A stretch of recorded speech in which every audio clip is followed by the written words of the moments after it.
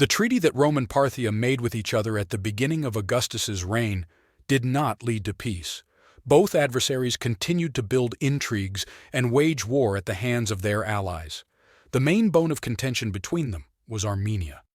The suppression of the Artashesid dynasty that ruled there gave rise to an ambitious dream of the Parthian Arshakids to put their relatives on the Armenian throne. Rome quite reasonably saw these plans as a threat to its power in the entire Middle East. As a result of the conflict, the Roman protege Mithridates of Iberia established himself on the Armenian throne. The fact that he was recognized by the Parthian king Artaban III was a definite victory for Roman diplomacy in the region.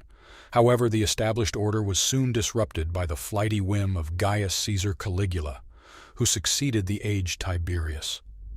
On a spurious pretext, Caligula summoned Mithridates to Rome, accused him of treason, and sent him into exile. After that, Armenia remained without a ruler for several years. When Claudius came to power, he immediately returned Mithridates from exile and raised him to the kingdom again. With the help of his brother Pharasmanes, the ruler of Iberia, Mithridates occupied the whole country and defeated the usurper Demonactus.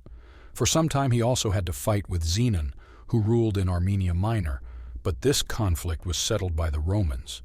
Part of the nobility, dissatisfied with the return of the Roman protege, appealed with a complaint against him to the Parthian king Vardan I.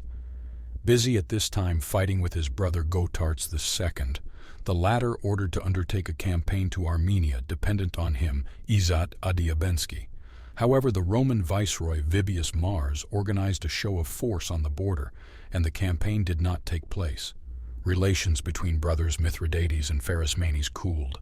After Mithridates refused to help him during the war against the Albans, Pharasmanes decided to dethrone his relative and hand over power to his son Radamistus. In 51, Iberian troops suddenly invaded Armenia. Mithridates took refuge in Garni under the protection of the Roman garrison that was there. The prefect Celius Paulian, having received a large bribe from Radamistus, agreed to extradite Mithridates. He organized negotiations, during which Mithridates was captured, shackled, and then strangled together with his wife and sons. Radamistus seized the Armenian crown and took Mithridates' daughter, Zenobia, as his wife. The viceroy of Syria, Ummidius Quadrat, condemned the coup and demanded from Pharasman to leave Armenia, but did not take any decisive actions against him.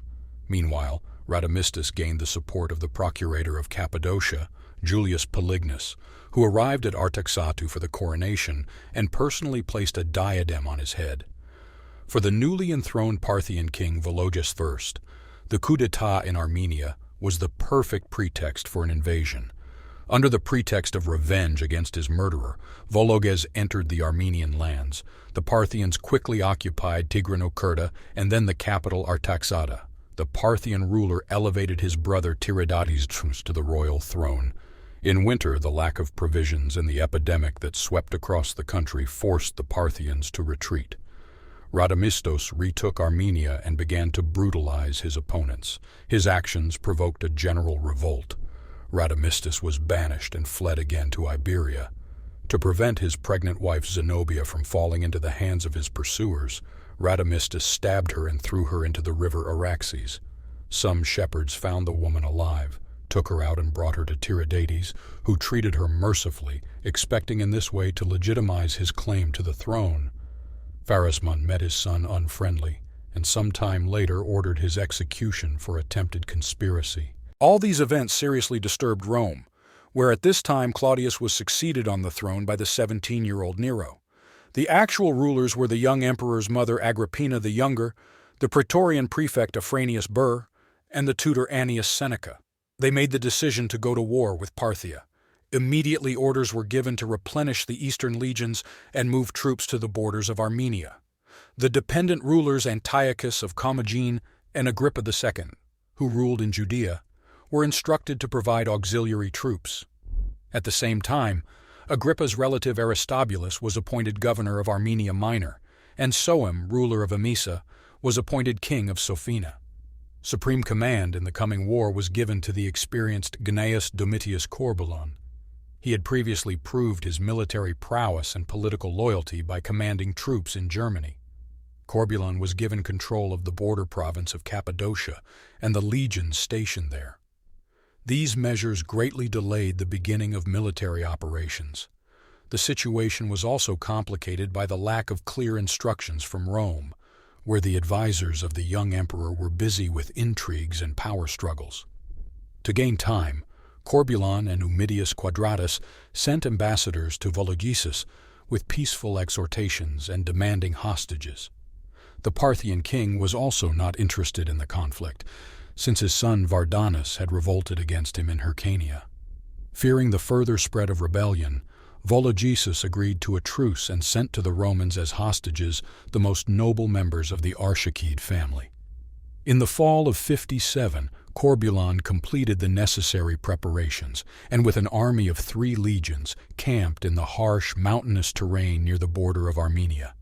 Knowing that Vologesus was still unable to come to his aid because of the rebellion in Hyrcania, the frightened Tiridates, through ambassadors, accused the Roman commander of breaking the truce. Corbulan responded by suggesting that Tiridates appeal to Rome and get authorization to rule Armenia from the emperor. War was imminently approaching. With the onset of spring, flying detachments detached by Tiridates began to invade the neighboring territory of the province in many places at once. In some cases, the Parthians were able to gain minor successes, defeating the opposing Roman outposts. In response, Rome's allies, the Iberian king Pharismon, the Commagenian Antiochus, as well as one of the Albanian tribes, on Corbulan's orders, began to disturb the Armenian possessions. In the summer of the same year, Corbulan crossed the Armenian border with his army. The Roman troops were gathered in 3 columns, one of which was led by the commander himself, another by his legate Cornelius Flaccus, and the third by the camp prefect Instaeus Capiton. Volend, the most powerful of the Armenian fortresses, was stormed during the day by troops under the command of Corbulan himself. The entire male population of the fortress was slaughtered. Women and children were sold into slavery. Punitive expeditions sent by the Roman commanders easily captured other fortified points. After these successes, the commander united the troops and moved them directly on the royal capital Artashesid. The Romans marched in close formation, with weapons in their hands, ready for battle. Tiridates with his cavalry tried to attack them on the march, but could not break through the Roman formation. Seeing that it would not be possible to delay the enemy, Tiridates fled the country. In his absence, the people of Artashesid opened the gates to Corbulan. Here the Roman army spent the winter. Leaving the city, Corbulan ordered its destruction. In the spring of 59, the general moved south against Tigranocerta. Walking through the desolate, waterless terrain, the army experienced difficulties with supplies.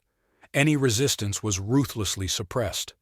Of the 2 fortresses in which the Armenians had taken refuge, the Romans captured one by storm and the other by siege. A delegation from Tigranocerta came to Corbulan to inform him that the city was ready to surrender without a fight. When the Roman army approached its walls, the gates were locked.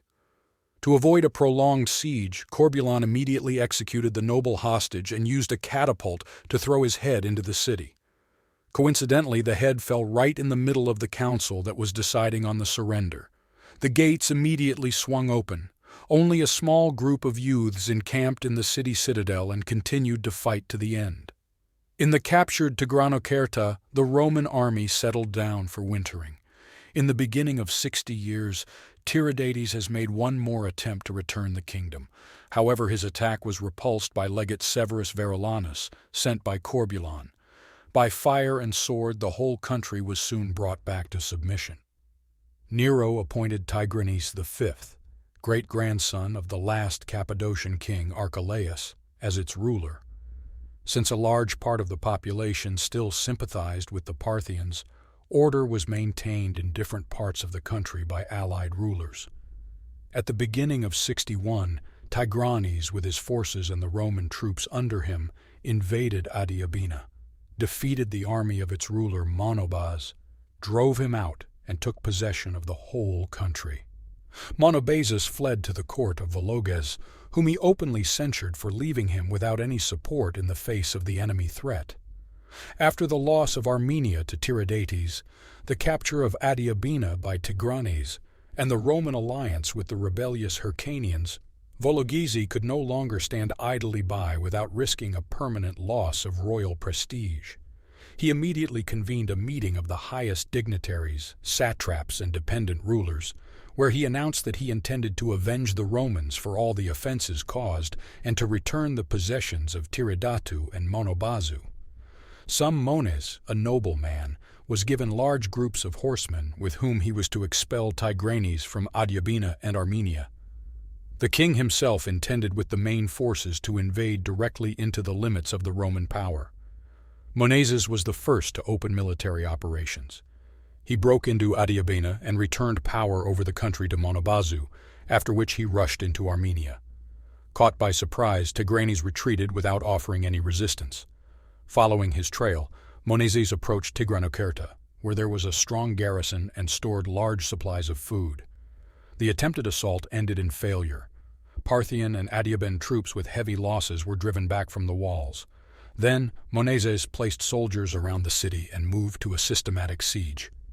When Corbulan received news of the Parthian invasion, he sent the most capable legions to Armenia, led by legates Severus Verulanus and Vettius Bolanus. He himself encamped along the line of the Euphrates, taking care to stock up on provisions and water.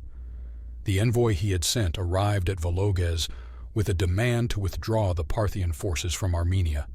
Vologases, who had just received news from Moneses about the unsuccessful storming of Tigranocerta, agreed to enter into negotiations. Both sides agreed to withdraw all their forces from Armenia and the terms of the post-war organization of the country to Rome. As might be expected, Nero rejected the terms of the agreement with the Parthians. Corbulan at this time, at the head of 3 Syrian legions, was at Zeugma on the Euphrates. By firing from throwing machines, he managed to drive away the enemy cavalry, then built a bridge across the river and created a fortified bridgehead on the left bank. These actions forced Vologases to abandon plans for an immediate invasion of Syria. He directed all his forces against the scattered Roman forces in Armenia. The Parthians made good use of the effect of surprise. Their cavalry descended on the weak Roman defenses, partly killing, partly dispersing them. The units defending the mountain passes were destroyed. The allied cavalry fled. Parthians came to the roads connecting the Roman camp with the rear and completely blocked the legions. Their commander barely had time to send to Corbulan messengers with an appeal for help. Having received news of the situation in Armenia, Corbulan allocated soldiers and sent them to the aid of the besieged with a supply of food by the shortest possible route. However, even before these reinforcements arrived, Sicinius Pet requested Vologases about the conditions of retreat. According to the Parthian demands, the Romans had to leave Armenia completely, leaving all the fortifications, transports, and supplies behind. They agreed on that. Ksenius Paetus withdrew the remnants of his badly shattered troops back to Cappadocia. Corbulan refused to destroy the fortifications built by him and evacuate the bridgehead from the left bank of the Euphrates. In Rome again went Parthian delegation with a proposal to conclude peace and recognize Tiridates. The news of the defeat at Rendaia was an unpleasant surprise for Nero. However, he again refused to recognize the terms of the agreement. Sicinius Paetus was recalled, and the command of the Cappadocian army again passed to Corbulan. The legions, which had lost many men, he sent to Syria and transferred others in their place. With this army, Corbulan again crossed the Euphrates at Mytilene and moved deep into Armenia. On the way, he captured and destroyed enemy fortifications and brutally ravaged the area. Vologases again addressed to the Roman commander with the offer of negotiations. At a private meeting held at Rendaia, the two sides worked out new terms of compromise. Armenia was recognized as the domain of Tiridates, who actually controlled the country and was accepted by its population. On the other hand, the Armenian king recognized nominal dependence on Rome and was to receive the diadem from the hands of the emperor. In essence, the treaty authorized Armenia's withdrawal from Roman political influence, but the form of traditional relations did not change. A few days later, Roman and Parthian troops lined up in front of the walls of the camp. Tiridates removed the royal diadem from his head and placed it at the feet of the statue of Nero. In accordance with his promise, Tiridates arrived in Rome with a huge retinue, where his coronation was held with great pomp. Sprinkled with gifts from the emperor, the ruler returned to his country. In the eyes of the Romans, Corbulan became a true hero. His popularity was so great that began to cause fear of the emperor. Nero called Corbulan to himself in Greece, and immediately after landing on the coast, ordered him to kill himself. Corbulan impaled himself on a sword with the words, "I deserved it." Just 3 weeks later, news of the start of the Great Judean Revolt arrived at the imperial headquarters, and Nero bitterly regretted his decision. Corbulan's death opened the way for Vespasian first to the position of commander, and then to imperial power. In the following decades, relations between Parthia and the Roman Empire remained peaceful. The Jewish revolt caused problems in the Roman eastern dominions, but the Parthians, who had a significant Jewish diaspora in Mesopotamia, maintained a benevolent neutrality at this time. In the last year of his reign, Nero was preparing for the Eastern campaign, the goal of which was the Caucasian Iron Gate. Perhaps these preparations were only a false maneuver designed to keep the Parthians in suspense and prevent them from aiding the rebellious Jews. After the fall of Jerusalem and the final suppression of the Jewish revolt, the ambassadors of Vologesus conveyed his congratulations to Titus and presented him with a golden wreath.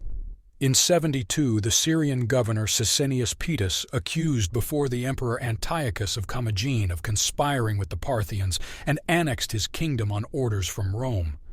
Taking with him the Iron Legion, accompanied by auxiliary troops sent by Aristobulus of Chalcis and Soemus of Emesa, the viceroy approached the royal capital of Samosata. Antiochus, who was taken by surprise, did not think of resistance, but his sons, Epiphanes and Callinicus, gathered the units of the royal army at hand and gave Sicinius Paetus a battle. The battle lasted a whole day and ended favorably for the Comagenians. However, wanting to stop the bloodshed, Antiochus and his wife and daughter surrendered to the Romans, after which the soldiers laid down their arms. Epiphanes and Callinicus, accompanied by only 10 horsemen, crossed the Euphrates to seek refuge with the Parthians. Vologesus received them cordially, but still handed them over to Velius Rufus, Vespasian's envoy. In the position of honorable prisoners, the royal family was sent to Sparta, whence they later moved to Rome. The occupation of Commagenea marred Roman-Parthian relations, although the matter did not come to an open conflict. Apparently, it was at this time that the Roman army in the east of the empire was strengthened from the 4 legions previously stationed there to 7. The main military grouping was stationed in Syria. All this military force was soon to prove itself in the new conflict that erupted between Rome and Parthia during Trajan's reign.